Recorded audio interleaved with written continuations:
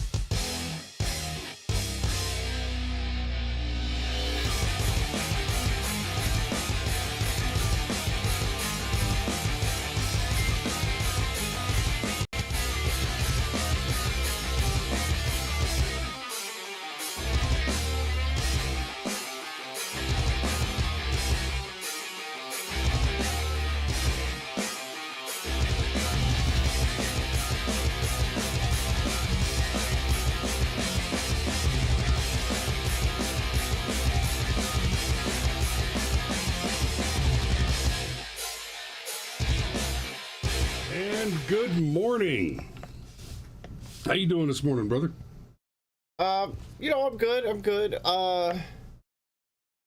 There are things about my previous job that I don't miss, but one of the things I do miss about my previous job, I would be one of the people having a 4-day weekend if I were still at my previous job. and yeah, that's so it's Firearms Friday. And it is the Firearms Friday before not just Labor Day weekend, but Dragon Con. So let me tell you all a funny story. I went to Dragon Con with my wife several years ago. And you know, it was right when the whole zombie trend was really kicking up. Mm-hmm. And it was, I want to say it was 2014, but the zombie thing, the Walking Dead filming in Georgia, that was the big thing. Like if you went to gun shows that year, people were selling zombie themed firearms and specialized specialty zombie themed ammunition and zombie branded MREs and all this kind of stuff. So I went in basically a slap together zombie apocalypse ruffian type of get up, and I was probably wearing about 14 or 15 different airsoft guns, and all very convincing looking airsoft guns, all black tactical gear, big bumper sticker on the side of the light anti-tank weapon that was strapped to my backpack that said I'd rather be killing zombies. And I had an encounter with the police. And that was entertaining because they walked up and insisted on inspecting all of the firearms to make sure that they were in fact props. Now, keep in mind at the time I was, this was before Georgia was a constitutional carry state, but I did have my concealed carry license. And I was in fact at the time wearing an actual firearm in my usual concealed position, but all the other stuff was on display. And these officers walked up and insisted that they needed to inspect all my firearms. And I just said, yeah, okay, whatever. And they started to reach for me. I was like, no, hold on. I will hand them to you one at a time. We'll do this slowly, but you're not just going to reach up and put your hands on me. And I did. I handed them to them one at a time. And they're all airsoft. But these are the PTPs, right? The professional training replicas. And for the next half an hour, these cops stood there and just gushed over how impressive the toys were. That was deeply entertaining. But it is Dragon Con weekend, and like Legion points out, Dragon Con is all trannies and furries now. Yeah, there's a lot of that. There's a lot of that. My Dragon Con story is much older. It's like, Does it involve ping pong balls and a hotel roof? no. And those were golf balls.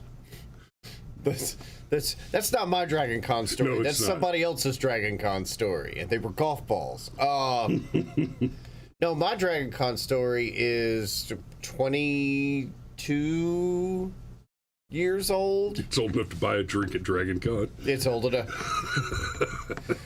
Which I was not old enough to do at this particular Dragon Con. I remember being very conscious of the fact that I was still a few months away from turning 21. And anyhow, I bluffed my way to one of the bars downstairs into letting me buy a drink from them. And then once one of the, because they had the little mobile bartenders just walking around, and once one of them let me have a drink, the others saw it happen, so they stopped carding me. And Yep. and somehow, and I'm still not entirely sure how this happened. I drank a lot downstairs, and somehow ended up later in the Raimi's hotel room. Like Sam Raimi, Ted Raimi, those guys. No shit. Yes. And the only one I remember is Ted. He was actually very nice, very cool, was even willing to do the Juxter the Mighty dance for everyone's amusement. Of course, now that I think about it, that's probably how he was getting laid that night. So he was more than happy to do it. But yeah. So it worked out for him. I don't know, man. You said I don't you were know. in the room. You said he did the dance. Well, it was one of the You suites. said you were deeply inebriated. It was one of the suites.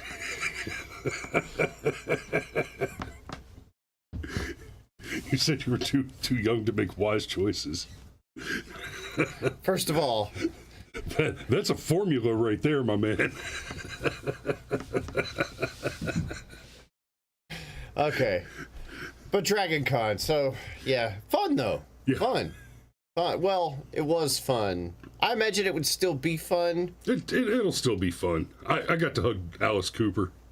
He's a pretty chill dude. Had a lot of comments about the guns.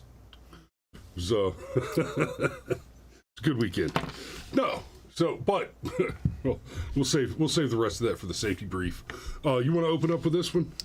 Sure. Let me do a quick little Ted intro on this one, Raimi. just because this one is, this one's not just a story from a newspaper somewhere. This is actually a police report from the Columbia, South Carolina, police department page. Okay. So it's all yours. All right.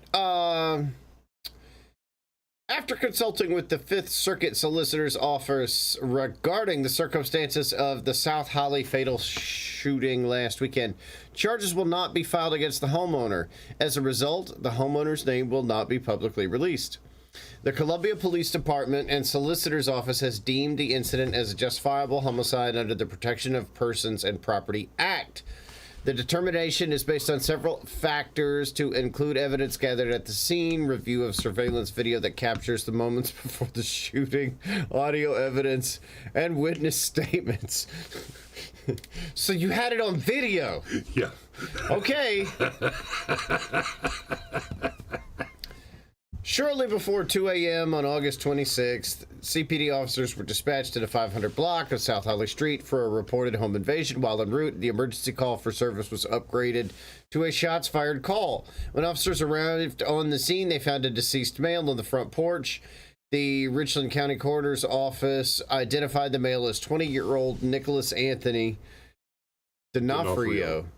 It threw me for a second. CPD is awaiting toxicology reports from RCCO to determine the victim's type and level of impairment. CPD investigators have determined that D'Onofrio, who resided on South Holly Street, mistakenly went to the wrong home and attempted to enter by repeatedly knocking, banging, kicking at the front door while manipulating the door handle. As D'Onofrio kicked the front door, the female resident called 911 for police assistance. At the same time, the male resident went to another area of the home to retrieve a firearm. While the female was still on the phone with emergency dispatchers, D'Onofrio broke the front door glass window. Are you sure this isn't out of Florida?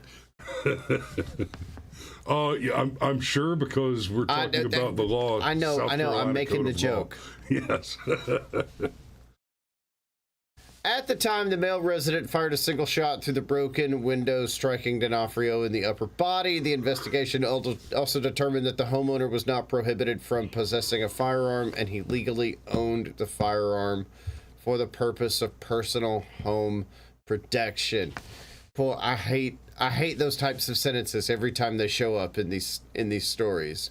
The investigation determined that, and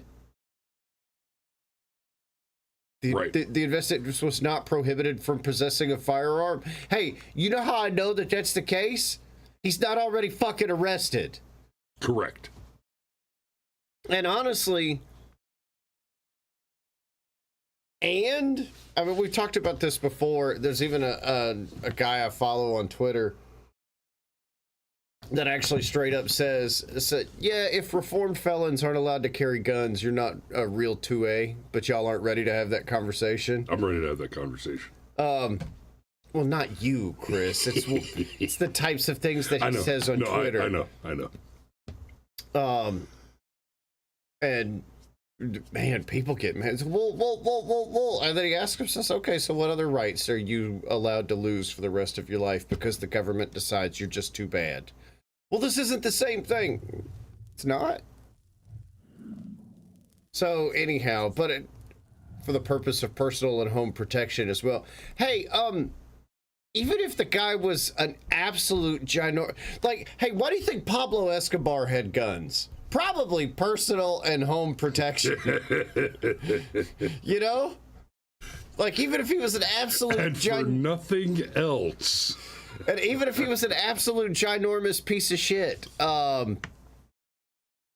Personal and home protection. So, man, that's kind of a tragic story. However, I will say this.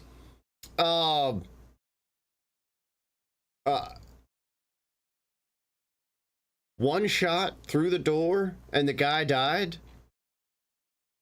Like, that's some judicious marksmanship. And apparently he fired through the broken window, so he didn't blindly fire through the door.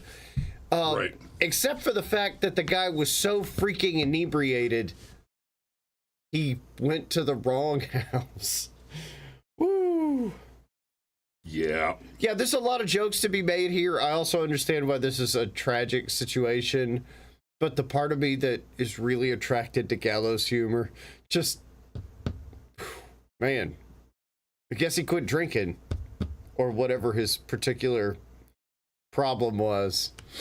Also, South Carolina, could have been some of that Dixie Crystal.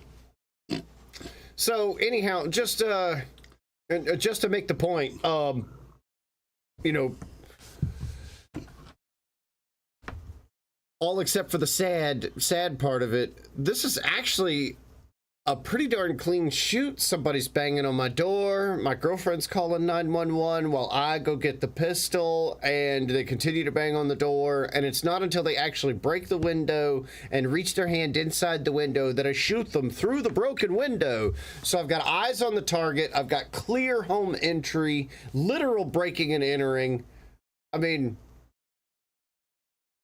it's sad, but it's also a clean shoot. And they were like, well, we determined. So, yeah, because the mental state of somebody smashing a window on your door and reaching in to unlock it, I mean, that's clean. Yep. And it's a DRT, which is Xander Mack points out that sorry let me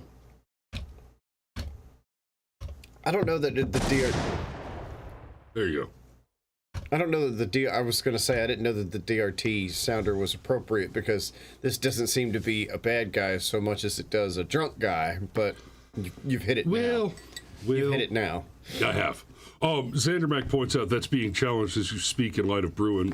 I'm assuming in reference to the perpetual disarmament of of felons. And Yeah, if you trust them enough to let them out of jail and let them off probation, but you don't trust them enough to let them have all their rights back. Right. It's like, I mean, why'd you let them off probation? The Constitution is very clear on this. There are no circumstances under which the government has the authority to remove your right to keep and bear arms. However, there are, and we should use, the circumstances under which the government can impose a term of slavery as a punishment for sufficiently severe crimes. We're spending too much on public works, and we have buckets of useless people sitting on benches. The Constitution provides a solution. We should use it. So, Marksmanship or 410. I've said before, I'm a big fan of the shotgun for home defense. I realize there are people that disagree with it, but no. Yeah, those people have never had to clear a room. I'm not saying the shotgun's the best thing for home defense, but it's my not man, the worst thing. It gets the job did, I promise. Well, I mean, a shotgun's like a digital camera. You just gotta, You just point and shoot. you just point and shoot. It will nail the focus every time. As long as they don't move too much. Man injured in Carmichael shooting after attacking a person living in apartment. I was about to say, whoa, this story. Whew, situation. There's a situation. Things are quiet today at this Carmichael apartment complex, but early Sunday morning, it was the site of a shootout. There was a firefight! Obviously had very violent intentions.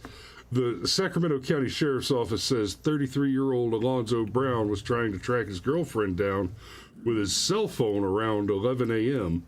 He ended up at one of the units at the Olive Square Apartments on Fair Oaks Boulevard. Dear God, can I get a punctuation? On Fair Oaks Boulevard near Hollister Avenue. Even though his girlfriend was not there, Wait, he didn't tried we to just kick do that this door story? in. And this is awful. Oh, this... Okay, Isn't you know this what? the same story? I think this is the... No, it's not the This same just story. happens to be another Just happens to story. be the same area. Okay. A man who was injured in Sacramento County shooting actually fired his weapon first and will be arrested for attacking someone, according to the sheriff's office. The Carmichael shooting happened Sunday around 1 a.m. at the Olive Square Apartments on Fair Oaks. Near Hollister Avenue. Sergeant Amar Gandhi, a spokesperson for the Sacramento County Sheriff's Office, said 33-year-old Alonzo Brown was trying to track his girlfriend down using his phone. That led him to one of the apartment units, but his girlfriend was not there. He tried to kick the door in, and when that failed, he tried to break the window. When he saw someone inside, he shot them. He shot at them. But as Gandhi explained, that attack backfired for Brown. The best part about this was that the resident of the apartment, who was a legal firearm owner, actually fired back. Okay. Oh, I know we try to get through the rest of the article before we go back and crow on something, but I just love that the police officer here, this Sergeant Amar Gandhi. The best part is he could fight The best back. part about this was the resident at the apartment, who was a legal firearm owner, actually fired back. Thank you, Gandhi. Brown was shot in the torso at least once, Gandhi said. Deputies who responded found Brown along with a handgun not registered to him and an extended magazine, which is illegal. Gandhi knows all about getting shot. Yeah. Now this right here, let me address this real quick. A gun which was not registered to him. Do you remember registering your firearms? Mm-mm. You often, it amazes me how often. At my peak, I owned 5, and I never registered a 1. Right. It's amazing how often you see mentioned in articles. Like this article's pretty good. You don't have all the hand-wringing, alleged this, and the criminal is the victim because the victim suffered he suffered the consequences of his criminality. Right. This article was pretty good on all that, but the gun was not registered to him. Okay. Well, yeah. I'm not certain about how it works in California. You do have to have your weapons registered by law in Hawaii, but in most of the country, even many of the states that have the most restrictive and unconstitutional laws, there is not actually a gun registration. There's not a registry. In the state of Georgia, for example, there is an explicit measure in the state constitution which prohibits the formation of anything that resembles a firearms registry. In fact, it goes so far as to explicitly state that that you are forbidden from creating such a registry and then it lists the various organizations of government below the state level, your counties, your municipalities, cities, towns, etc. So this article was doing pretty good right up until the end there, and it starts talking about a gun registration as if that's a thing. Well, it might be in California, as you say. Right. Also, gun not registered. My first gun I ever owned was given to me by my father. Like, so you're supposed to register that. But we talked about this before when they talk about, oh, the gun show loophole. What they're trying to do is discourage the American gun culture, which includes things like fathers giving their child their first rifles so they can learn gun safety, and which is exactly what happened with me. The first time I ever shot a firearm I was still fairly young. I wasn't even 10 years old yet, and over time shot more and more. I still remember to this day the first time I shot a 45, and it was like, woo, that'll say hello. But then my dad gave me a 22 long rifle as my gun that I was allowed to keep in my room and everything, and it was part of the whole gun culture and gun safety thing. So when they talk about stuff like this, so, it wasn't registered to him. So what? And then the extended magazine, this is some California shit, because they talk about the extended magazine. When Californians say extended magazine, what they mean is the magazine that came with the weapon. Right, and then as Xander's pointing out, it's you're supposed to register that, universal background checks and universal registration. It doesn't surprise me. It's a California thing. Yeah. But guy named Gandhi, the best thing is that he could fight back. Like, yep. I support you, Gandhi.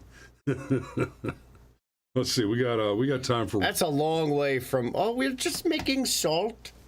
We got time for one more. Cameron, you want to take this one? Okay. I've had enough coffee now where I think I can read this one without tripping over my words. Would-be burglar shot by homeowner, 2 charged with attempted murder. The Broome County Sheriff's Office said a homeowner defended his house from 2 would-be burglars this week. I like this article already. According to a news release, 2 Binghamton residents, Javon Phillips and Rosalind Warthen, have been charged with attempted murder and attempted burglary after a botched home invasion on Bradley Creek Road in the town of Maine on August 23rd. Around 10 p.m., officers responded to the location and determined that a masked suspect had tried to get into the home unlawfully and pointed a gun at the homeowner. According to the office, the homeowner exchanged gunfire in front of his home with the suspect. 2 shots were fired by the homeowner, and 8 were fired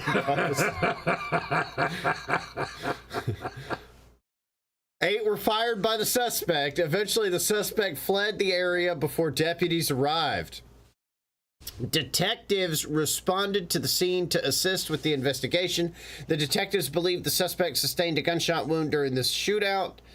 The homeowner was not injured. The sheriff's office said the homeowner was in his legal right to defend himself in his home. Authorities said the incident was not a random attack and the homeowner was specifically targeted. An investigation determined that Philip and Worthen went to the home armed with illegal handguns in an attempt to burglarize the home. Philip sustained a gunshot wound to his leg and is being treated at the hospital. Information about his condition was not released. Philip and Worthen have been charged with the following: attempted murder in the second degree, criminal liability for the conduct of another, a Class B felony, attempted burglary in the first degree, criminal use of a firearm in the first degree. That's, I mean, it's clean. It's interesting that they said it looks like these two were not just randomly breaking in to burglarize somebody, but were actually targeting this specific homeowner for some reason. Were they targeting the home or the homeowner? I mean, there's a few questions to be had. Yeah, that didn't seem clear.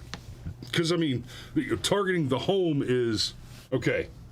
I know there's big screens in that TV. That place got some big screens and some Rolexes, and I don't see no cameras on it. Targeting the homeowner is, yo, I saw this brother holding a sign downtown that said, "End the Fed." Yeah, or I have. We don't want that because that's how we get our EBT cards. Oh, sort of the ghetto equivalent of I have a ghillie suit. Yeah. Well, no. If they're targeting the homeowner, I mean, this could be criminal on criminal, potentially.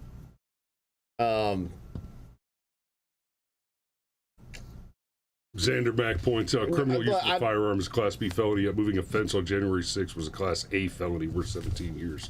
Yeah, man, I can't even, all that shit with the Proud Boys and the fact that guy's gonna sit in federal penitentiary for 17 fucking years for being a black white supremacist and just, whew, I can't even with that. I can't.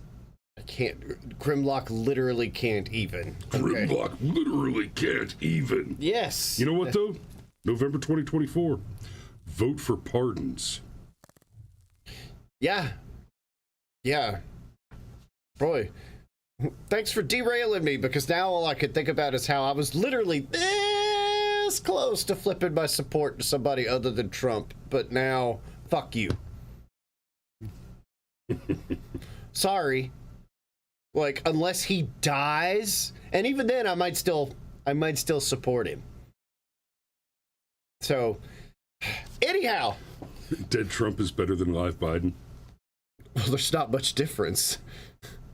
Hey, man, it's no joke. It's no joke. It's like when Biden said recently, so I'm going to reach out to Mitch McConnell. He's my friend. It's no joke. The extent of corruption, dead Trump is the same as live Biden. Yeah. Anyhow, this situation, I've said this before, and I've said it again, and we even talked about it earlier in the show. Just because you're a piece of shit doesn't automatically void your right to life. Right.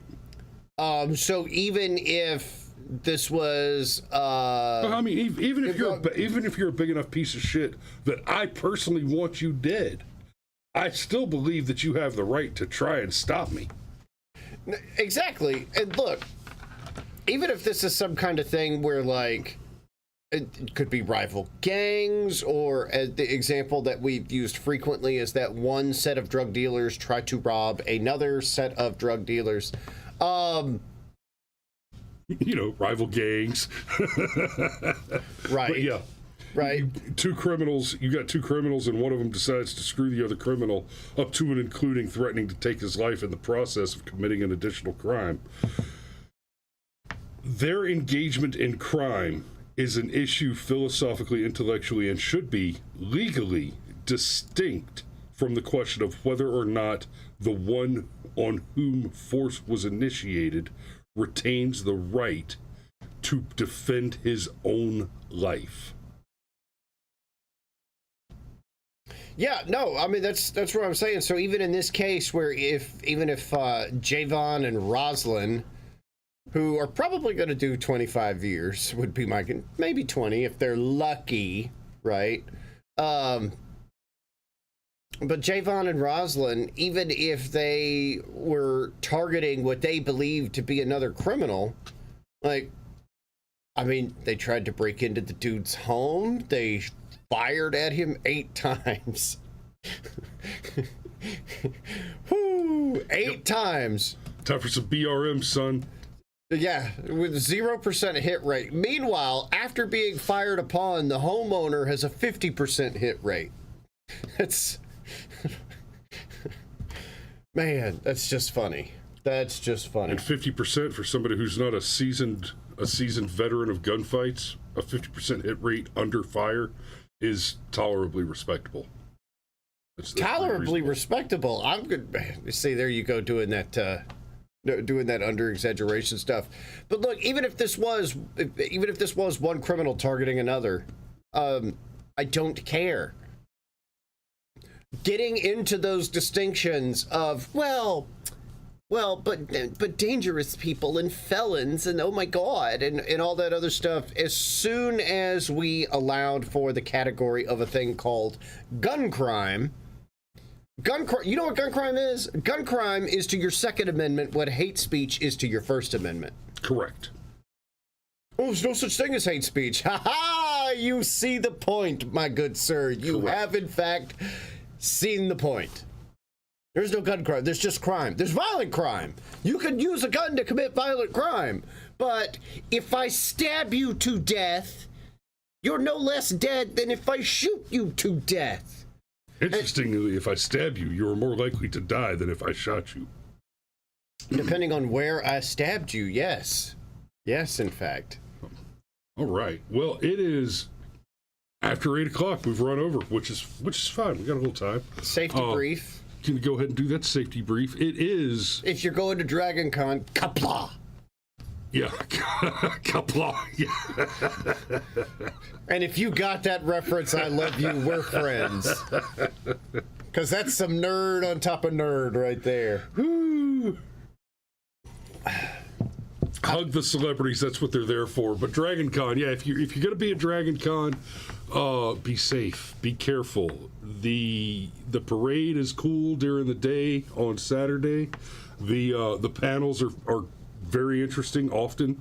But let me tell you something, guys. Once the sun goes down on Dragon Con, that is no longer safe for children. Oh, yeah, it is distinctly R-rated. That is the other thing. I might not remember much about my Dragon Con experience. The public-facing part of Dragon Con After Dark is only R-rated. At best. It gets weird. It gets fucking weird. However, if you're single, maybe go check it out. Yeah, but try not to pick up anything you can't get rid of. Good luck with that.